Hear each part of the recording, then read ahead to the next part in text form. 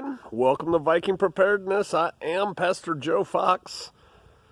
Magenta was the color of the sky this morning. It was supposed to be clear, but we've got clouds. Hopefully they burn off. We could use some sunshine. It's cold for the Ozarks. Hey, lots of us are getting silenced. They're doing that on purpose. They only want you to have the information they feed you. Notice I didn't say the truth. I said the information they feed you.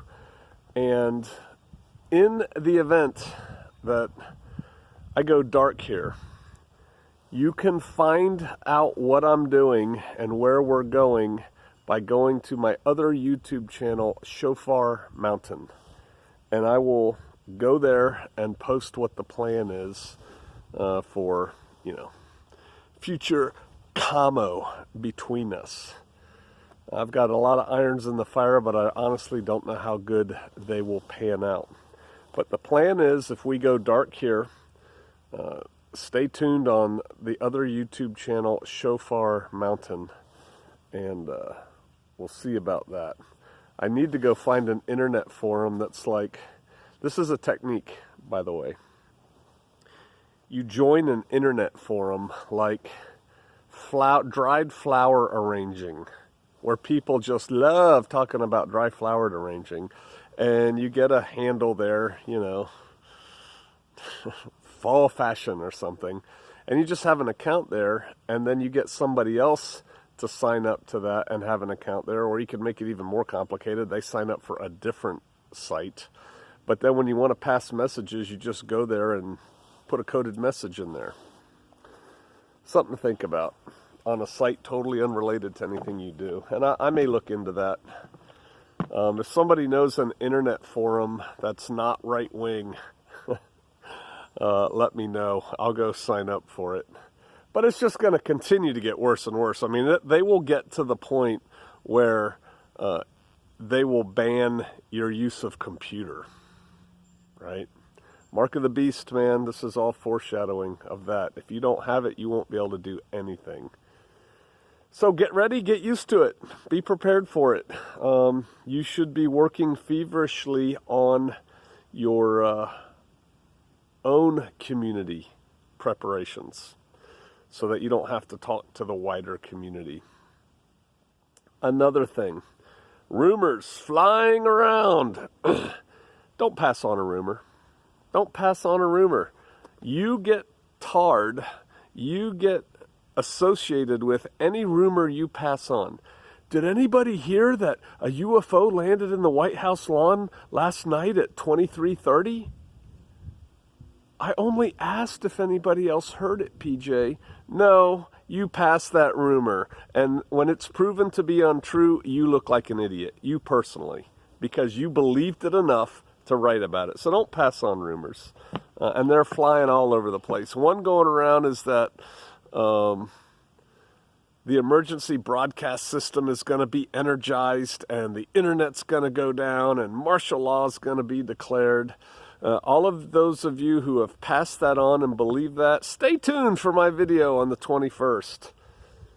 However, I would be not PJ if I didn't have a contingency plan. In the event the internet goes down, I suggest you attempt to panic shop. You should have a wad of cash, readily accessible, and if the internet goes down, you should make your way directly to the nearest grocery store and buy all the mid to long-term food you can afford. Beans, rice, canned goods, Pop-Tarts, crackers, all that kind of stuff. Fill your cart up and bring it home. Because probably if the internet goes down, credit cards won't work, but they'll probably, for the initial little bit, accept your cash. You should be, at this time of year, what's going on now, you should be keeping your car, your vehicle, your pickup truck, topped off. Topped off. I don't think it's too paranoid for the next few days between now and, let's say, the 22nd. I don't think it's too paranoid to stop at the gas station every night on your way home and top it off, even if it's only $2 or $3. Top it off so you're starting with a full tank if this whole thing goes crazy. So there's that. You should already have all the prep stuff you need. I saw somebody talking about extra money and you ought to consider putting it in Bitcoin or whatever. I disagree. I think you should have a healthy supply of cash available. Bury it in a mason jar somewhere that you can put your hands on quickly. And then if you're still sitting on like, tens and tens of thousands of dollars or something, you ought to be buying land or a tractor or something that's going to help you. Because here's what I think is going to happen. I think inflation is coming. No matter who's president, I think inflation's coming. We've been spending so much money as a nation without anything really to back it up. They'll just print more money. And when they do that, everything is going to cost more. Everything will become more expensive. And so, if you're thinking, well, about 3 years from now, I'm probably going to need some shovels and some rakes and stuff like that.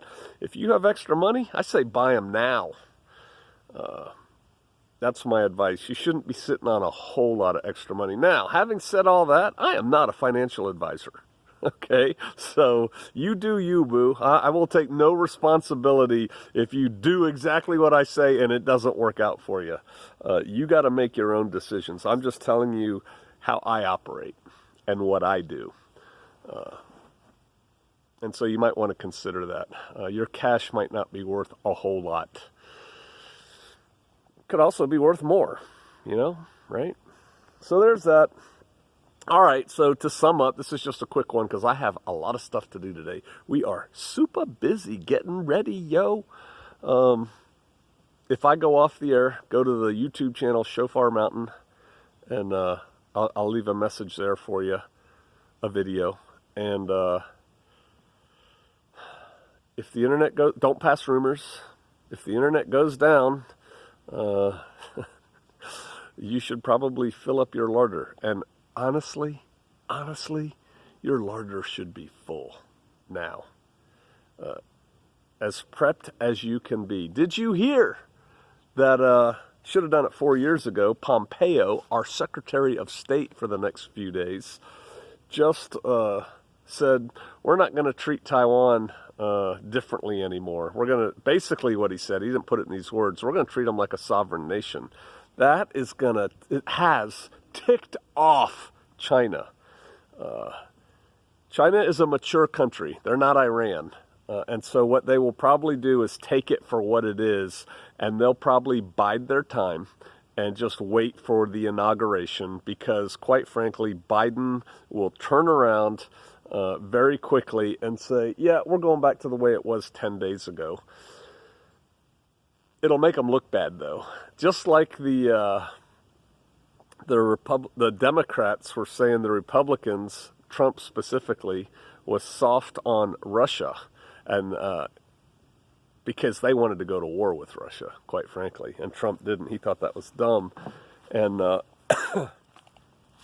so, I got something else to tell you.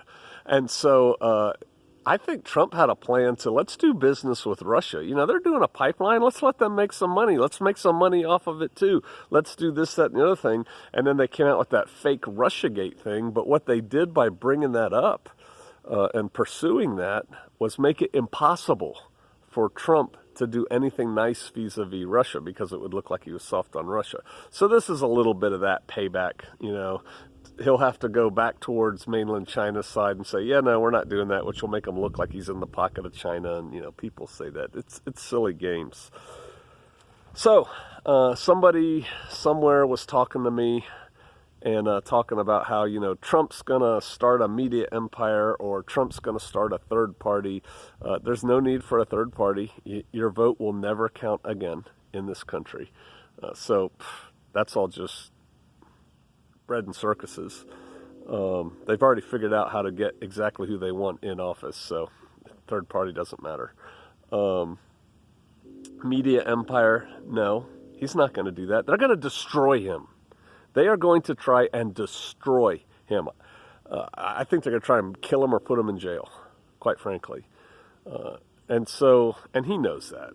He knows that. And they're just going to hound him. They're not going to let it go. They're going to hound him, and try and get him in prison and all that.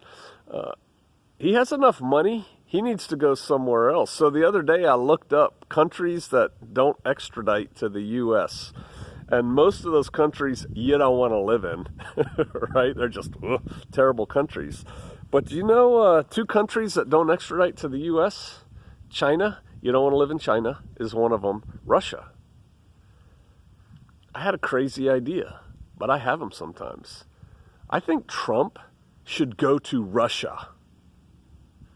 I do. I think he should move to Russia before he leaves office. He can go there and set up business and become, another hotel real estate development mogul, start in Moscow, build a big Trump plaza, and then expand from there. But they won't extradite him to the U.S., and he can live a good life in Russia. He's got enough money that life will be just fine for him. So that's my advice to our president. Consider moving to Russia, because if you stay here, they're going to get you.